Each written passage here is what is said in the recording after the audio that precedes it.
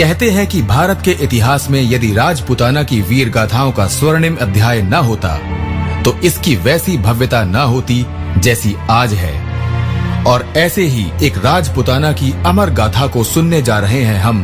ये वीर गाथा है मेवाड़ केसरी महाराणा सांगा की। भारत की भूमि भले ही वर्षा की बूंदों के लिए तरसती रही हो, परंतु सत्ता सिंहासन के लिए निरंतर होते रहे युद्धों से टपकते रक्त से ये भूमि सदैव सिंचित होती रही। आन बान और शान के साथ ही सत्ता के षड्यंत्रों में रचे बसे यहाँ के वीरतापूर्ण वातावरण में राजपूतों की महिमा का भव्य दर्शन होता है। इस भूमि पर जहाँ एक ओर सतियों ने जौहर की प्रचंड ज्वालाओं में भस्म होकर भारतीय नारी के दृढ़ संकल्प और सतीत्व की नई परिभाषा लिख दी, वहीं दूसरी ओर स्वतंत्रता प्रिय राजपूत वीरों ने अपनी मातृभूमि की रक्षा में अपने प्राण तक अर्पण कर दिए। राजस्थान के सबसे बड़े और साहसी शूरवीरों में से एक महाराणा सांगा को आज भी उनके बलिदान के लिए पूजा जाता है। मेवाड़ के पूर्व शासक एवं महाराणा प्रताप के पूर्वज राणा सांगा ने मेवाड़ में 1509 से 1528 तक शासन किया। उनका संघर्ष सबसे पहले अपने घर में ही शुरू हो गया, जब उत्तराधिकार पाने के लिए उन्हें अपने ही भाइयों से लड़ना पड़ा। राणा के भाई ने उनकी आंख में भाल चुभो दी, लेकिन महावीर राणा सांगा एक फूटी आग के साथ भी लड़ते रहे। ऐसा अदम्य साहस था उनके अंदर। अपने जीवन काल में उन्होंने अनेक बड़े बड़े युद्ध लड़े, चाहे वो गुजरात के सुल्तान के साथ लड़ाई हो या दिल्ली सल्तनत के साथ संघर्ष हो। वीर योद्धा राणा सांगा हर युद्ध में वीरता के साथ लड़े और विजय प्राप्त की। खानवा के भयानक युद्ध में लड़ते हुए राणा सांगा की एक आंख में तीर लगा था, लेकिन उन्होंने इसकी परवाह नहीं की और युद्ध में डटे रहे। इस युद्ध में उन्हें कुल 80 घाव आए थे। उनकी लड़ाई में दिखी वीरता से बाबर के होश उड़ गए थे। इब्राहिम लोदी की पराजय। महाराणा सांगा को अफगानी सेना के आक्रमण की सूचना मिल गई थी, तो उन्होंने तत्काल राजपूत सरदारों की बैठक बुलाई। वीर मेदिनी राय भी इस बैठक में थे। महाराणा ने गंभीरता से वार्तालाप आरंभ किया। हमारे राजपूत सरदारों, एक समय था जब अजमेर के वीर राजा पृथ्वीराज चौहान ने राजपूत साम्राज्य का विस्तार किया था। उनके बाद से हिंदू शाही का निरंतर पतन हुआ है और मेवाड़ को छोड़कर किसी ने भी विदेशी शक्तियों को जवाब नहीं दिया।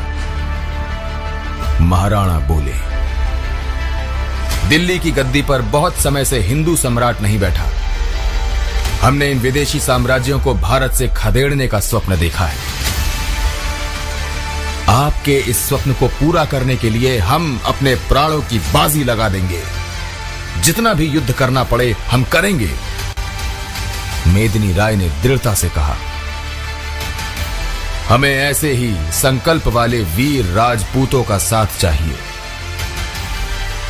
दिल्ली का नया नवेला अफगान सम्राट मेवाड़ को विजित करने का स्वप्न देखता आ रहा है।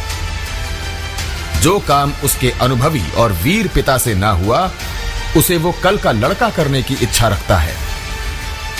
विडंबना यह है कि वो अपना बल आजमाने मेवाड़ की धरती पर आ रहा है। अब हम उस सुल्तान को दिखाएंगे कि सिंहों की मांद में घुसकर शिकार करने का दुस्साहस करना कितना घातक सिद्ध होता है। हमारे गुप्तचरों ने बताया है कि दिल्ली से बहुत बड़ी सेना मेवाड़ की ओर चली आ रही है। एक राजपूत सरदार ने कहा, इसे इस परिप्रेक्ष्य में ना लो सरदार पूर्ण सिंह। इसे ये कहकर समझो कि हमारी तलवारों को ज्यादा से ज्यादा रक्त पीने का अवसर मिलेगा। जितने अधिक शत्रु होंगे उतना ही शिकार का आनंद बढ़ेगा। हमारी सेनाएं तैयार हैं और हमें आज साय को ही प्रस्थान करना है, जिससे हम शत्रु दल को राजपुताने की रेत में घेर कर मार सकें। महाराणा सांगा की जय। सभी सरदारों ने समवेत जय घोष किया और अपनी अपनी तैयारी करने लगे। साय होने तक मेवाड़ की राजपूती सेना सज धज कर रणभूमि की ओर चल पड़ी। महाराणा सांगा के नेतृत्व में उस राजपूती सेना में विचित्र सा जोश था जिससे सब दिशाएं गूंज रही थीं। जब ये सेना घड़ौती सीमा पर खातौली गांव के समीप पहुंची तो इब्राहिम लोदी की सेना से उसका सामना हो गया। दोनों सेनाओं के शिविर लग गए और प्रातः होने की प्रतीक्षा की जाने लगी। दोनों खेमों में युद्ध की व्यूह रचना हो रही थी। महाराणा सांगा ने चौतरफा युद्ध की व्यूह नीति का समर्थन किया। सवेरा होने पर युद्ध का बिगुल बज उठा और दोनों ओर से सेनाएं आपस में भिड़ गईं। मगर राजपूत व्यूह ने चारों ओर से अफगानी सेना को घेर लिया और भीषण मार काट मचा दी। बीच मैदान में महाराणा सांगा और मेदिनी राय जैसे वीर योद्धा अफगानों की कठिन परीक्षा ले रहे थे। उनकी तलवारों ने जो विध्वंस मचाया उसे देखकर उनके कलेजे कांप उठे। महाराणा सांगा तो जैसे साक्षात काल रूप ही हो गए थे। उनकी तलवार से रक्त उड़ उड़ कर जा रहा था और उसी अनुपात में शत्रुओं के सिर कट कट कर उछल रहे थे। मेदिनी राय भी पीछे नहीं थे। सलूंबर के रावत राजा रतन सिंह का कौशल भी दर्शनीय था। मेवाड़ नरेश राजा वीरमदेव भी एक मोर्चे पर अपनी तलवार की प्यास बुझा रहे थे। इस चौतरफा व्यूह ने अफगानों के भागने के भी सारे रास्ते बंद कर दिए थे। शाम ढलते ढलते दिल्ली सेना के होश फाख्ता हो गए थे और उसके सैनिक बचने के रास्ते खोजने लगे थे। ऐसे भयानक युद्ध लड़ने की उन्हें आशा भी न थी। अकस्मात एक विष बुझे तुर्क तीर ने राणा सांगा की बाईं भुजा के कवच को भेद दिया और इसकी तीव्र पीड़ा से राणा तिलमिला उठे। तभी बाएं पैर में भी जंघा के निकट एक तीर आर पार हो गया। मेदिनी राय ने देखा तो तत्काल राणा सांगा को संभाला। शत्रु दल अब निश्चित पराजित हो गया था और भाग खड़े होने के रास्ते खोज रहा था। राणा सांगा के घायल होने पर उन्हें यह अवसर भी मिल गया और बुरी तरह पराजित होकर इब्राहिम लोदी अपने प्राण बचाकर भाग ही निकला। उसके भागते ही अफगानी सेना भी भाग खड़ी हुई। राजपूत विजयी हुए। महाराणा सांगा की मालवा विजय। महाराणा सांगा की जय जयकार सारे मेवाड़ में गूंज रही थी।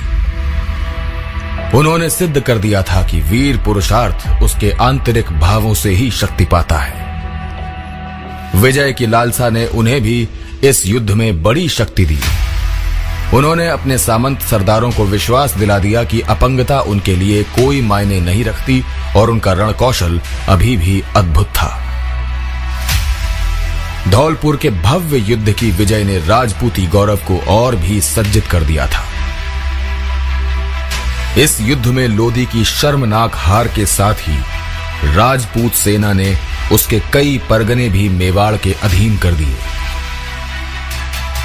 महाराणा सांगा ने इस विजय का श्रेय मेदिनी राय को दिया और इब्राहिम लोदी से छीनी चंदेरी रियासत भी उन्हें पुरस्कार में दे दी।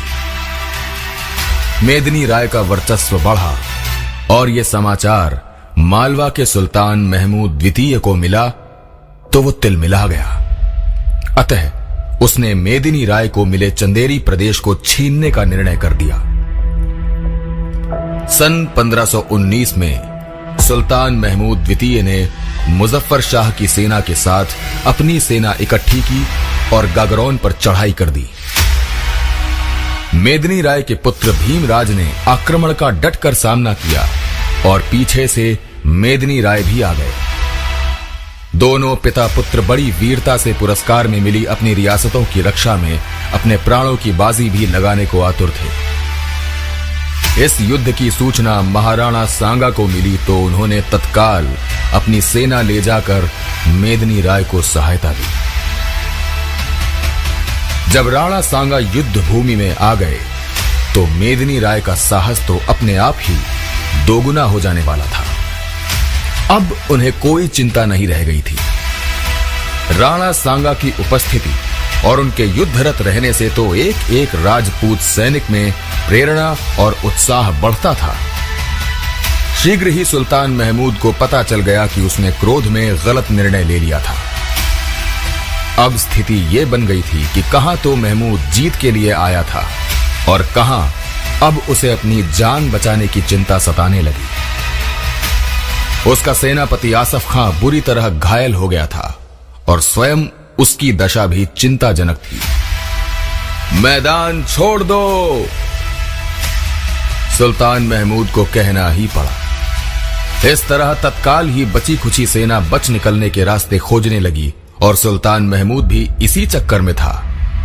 लेकिन वो उस समय सन्न रह गया जब राणा सांगा की तलवार ने उसकी गर्दन को स्पर्श कर लिया था। सुल्तान महमूद सूखे पत्ते की भांति कांप उठा। उसकी आंखों में याचना के भाव उतर गए। सुल्तान को बंदी बना लिया गया। मालवा पर राणा सांगा का अधिकार हो गया। युद्ध में सुल्तान महमूद बुरी तरह जख्मी हो गया था और हार के साथ जख्मों की पीड़ा से वो बार बार बेहोश होने जैसी स्थिति में चला जाता था। महाराणा ने उसकी ये दीन दशा देखी तो द्रवित हो उठे। भले ही वो शत्रु था, लेकिन था तो इंसान ही। महाराणा मानवता के प्रबल पक्षधर थे और इसे वैश्विक धर्म के रूप में देखते थे। इसलिए उन्होंने अपने राजवैद्यों से सुल्तान का समुचित उपचार करने को कहा। महमूद को तो अपने जीवन की